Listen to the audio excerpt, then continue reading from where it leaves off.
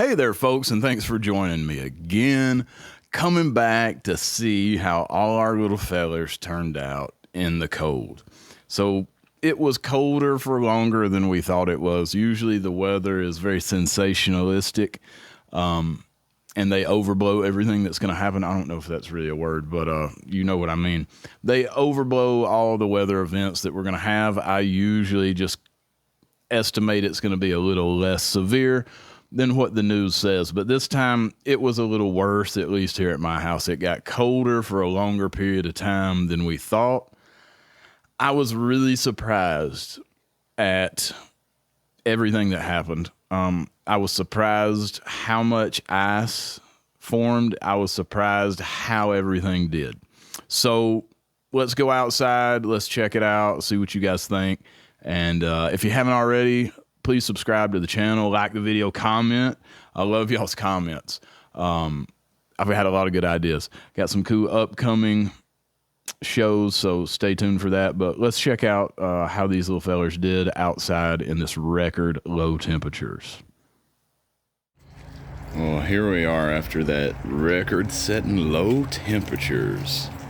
And if you can't tell, it's hard to see in the video, but that is ice. There is a sheet of ice all the way over that Medaka pond. I unhooked the pump, so I'm not worried about it breaking itself. The solar panel is unhooked, but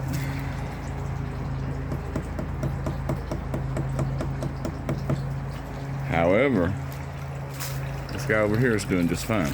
There's a million leaves in there because they're all falling right now, but doing just fine.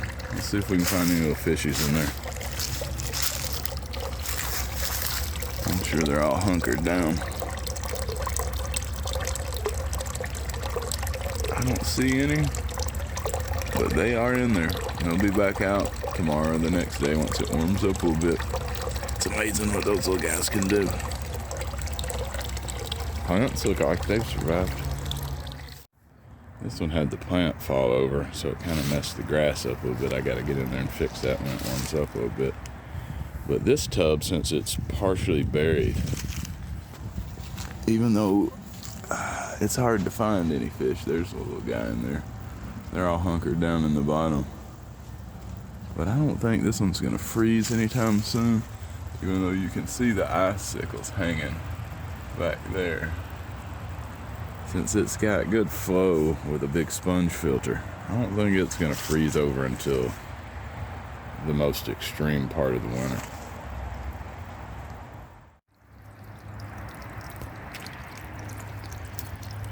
Not much ice on the big pond. I'm surprised that some of those plants are hanging in there. That creeping fig right there will die. It's just too entangled for me to get it all out. That fern will come back. Those plants I've got to get out. Whatever this big grass thing is, I can't remember what that is. It seems like it's alright. The Litwiggy is hanging on in there. All the fish are chilling somewhere in there. There's a bunch of Medaka back there in the corner. Taking it easy for the cool temperatures of the winter.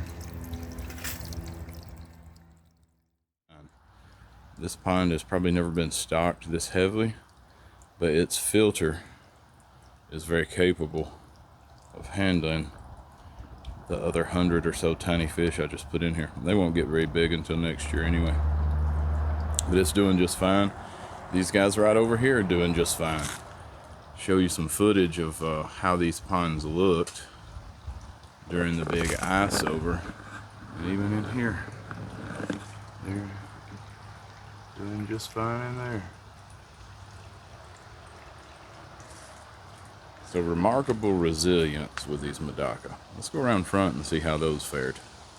So coming around here to the front yard, one of my biggest surprises with this freeze, and it froze longer and harder than they said. I was expecting something lighter, but it was a rough couple of days, really. These two bodies of water completely froze over. Now, I don't mean they completely froze solid, but they had a solid sheet of ice on top of them.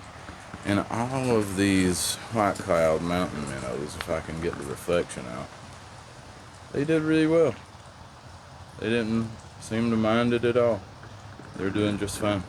Plants looking good in there. Even that limnophilia survived. I can't believe that. And then over here with the Medaka biotope, it froze, but the plants really did pretty good. There's shrimp in there. I don't know if I can find one on camera, but if you watch my last video, I got the fish out of there, but there are shrimp still in there, just doing fine. I unhooked the pump so it wouldn't break itself, but really did well. As we look over across the way here, these guys, again, the water's a little dirty. I'll tell you about that in just a second, but they're doing just fine. Very healthy. This one did not freeze at all. It's got a lot of water flow, so it just got cold, but they just hunkered down in the bottom, did just fine. Now, one thing a lot of people ask me about all this, and I apologize for my unsightly water hose there, that's gonna get put up in a minute. People ask me all the time about the maintenance of these things. Now, I've spent about an hour and a half out here today cleaning leaves. You see my little rock garden is relatively tended. There's still leaves falling out of the trees, so it's not like I can keep them from falling, but I've got my yard halfway cleaned up. And so that's a big part of keeping this pond in shape, is just keeping the leaves away from it, but you can't avoid it this time of year. These guys, oh, there's the leaf just fell in there right now. So you just got to pick them out. Otherwise, they'll sink to the bottom and tanning up the water real bad. It's not, you know, it's not dangerous, it's not harmful, but it makes it look bad. And here we are at the back pond. You can see that those guys are having a good time in here. Again, the water's really dirty, but the wind has been blowing. There's nothing I can do about it. It's just going to get dirty again. So I'll wait until the leaves are done falling, and I'll come out here and net that mess out, whatever's left, and then try to get the leaves out of the bottom. They're doing just fine after that 20-degree freeze over that we had. Cool stuff. So as you guys can see, everybody did pretty good. I was really surprised. The plants really survived 20 degrees a lot better than I thought they would. All the Medaka are totally fine. I've experimented with this for several years now. And when I got into this game, there was no information whatsoever about how cold Medaka would be able to tolerate it. Would they live if the ponds froze over? There's a lot of conflicting information in regards to goldfish. Should you break the ice? Should you leave it frozen? I really don't know what to tell you about that, but I can tell you from my personal experience that all of the fish that I have that I keep outside, the Medaka and the goldfish, seem to do just fine all winter long, even though their ponds sometimes freeze solid on the top. Now, when I say solid, that's like a solid sheet on the top. There is no time when a pond has frozen all the way through and anything will live. That's not possible.